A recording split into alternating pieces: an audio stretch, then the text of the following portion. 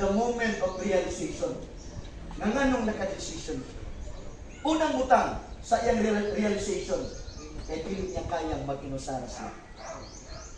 Amen? Experience mo mga anak, mga batay, siya patanong doon na, sundaya.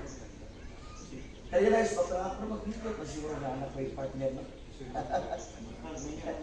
Ha? Nindot dahil natay kauban. Now, nining panahon na, nakarealize siya. Kaya nag-inusara naman siya. Wala man sa mga parinte dito. Wala man sa mga kaila. Wala sa maduulan. Gutom pa kayo. Pero namalandong siya na sa akong amahan. Nang hinubra ang pagkaon dito sa akong mga sulubuon. Nakarealize siya.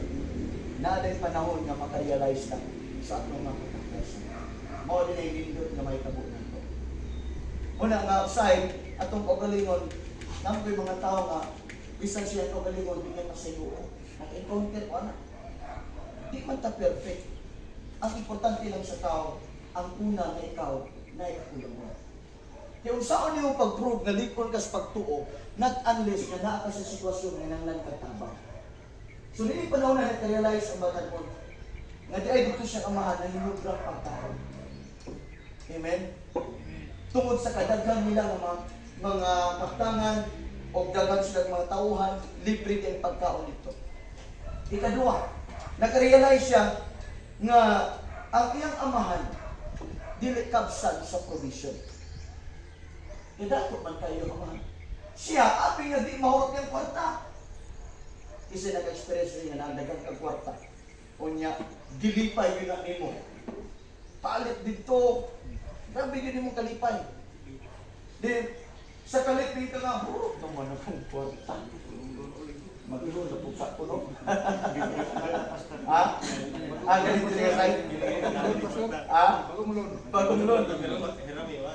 Sabi mo, naiingon sa Bible, nga ko ang financial daw, pwede din siyang tupuan, in the Bible, pwede siyang tukdan o pako. Nga mulupad siya na gawa ni mo na balan, asa na may paingon.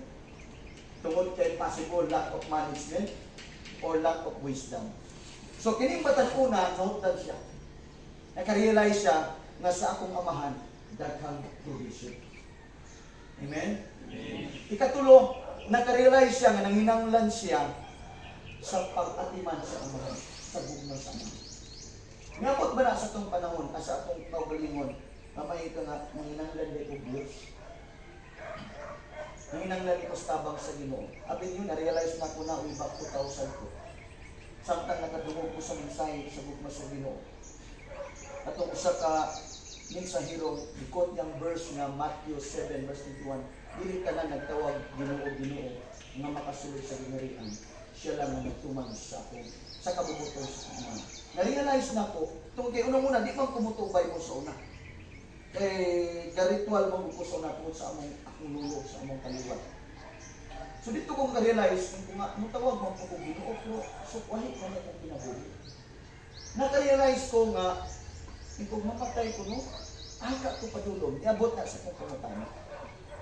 Kung sikat ko sa eskwelahan, na ako'y abilidad, pero kung madiskrasya ko karon kung sa may tabo na ko, ako mismo ang certain ko nga asa ka ko padulong.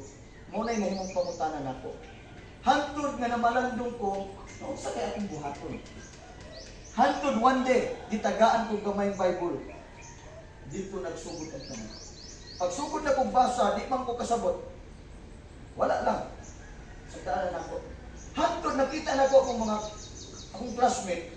One time, na-invitar ko na dito midweek Wednesday sa gabi. Kanang prayer meeting ba? Kung lahit man ang kinabuhi. In kulod, kanang Biblia ilang ibasa. Ang sa'yo na ka tinuod. Lahit man ilang kinabuhi. Mga testimony nila kung sa ilang kinabuhi. Hantod one night, dito sa balay sa kungayaan, iluod ko. Kulod, kung tinuod na yung pulong, pasabta ko. Kaya ko pasaboto sa ng Matthew. Kaya ko kakuya kung bumabasa ng Bible nga sa naghana man tayo. Muna sa unang una. Hantod nga tingala ko, nagsugod kong basa. Kaya kung bala ko kung sabot mo basa lang dito. Abi ninyo na kayong dito nga naigigahog ang pulong sa Diyos. Mao din ang mahimong mirror nimo. Kabantay lang sa amin. Pag manamin ka, unang-una, tanaw ni mo, guwapo-guwapa ba ka? Tinood? Unya kung makakita kag buli, makakita kag kung sa nga nakita nimo diyan nga di maayo, imo gid nga kwako. Kaya nga naman, dili man maayo sa imong panlantaw. Dito na abot sa point sa kuha. Tingin ko nga salita nga, sikog basa, kay New Testament matutanan, alto simpa sa Diyos. Pag naay bersikulo nga naigo ko, kuyawan ko, isulat din ako ang bersikulo. Muna nga tingala ko nga, nga kung dito sa kong kwarto, sa daghangan ako mga simulat. Di ay, mo dito na yung turning point na ko. Hinay-hinay hinduan sa Ginoo ang akong kinabuhi. Managisutan sa John chapter 15 verse 4. Ang pulong sa Ginoo makahindog di ay kanatin. Amen? So, muna yung usa sa mga butang akong na-experience sa Ginoo. Sa diya ka nakarealize ko, ang inanglan ko tabang sa Ginoo.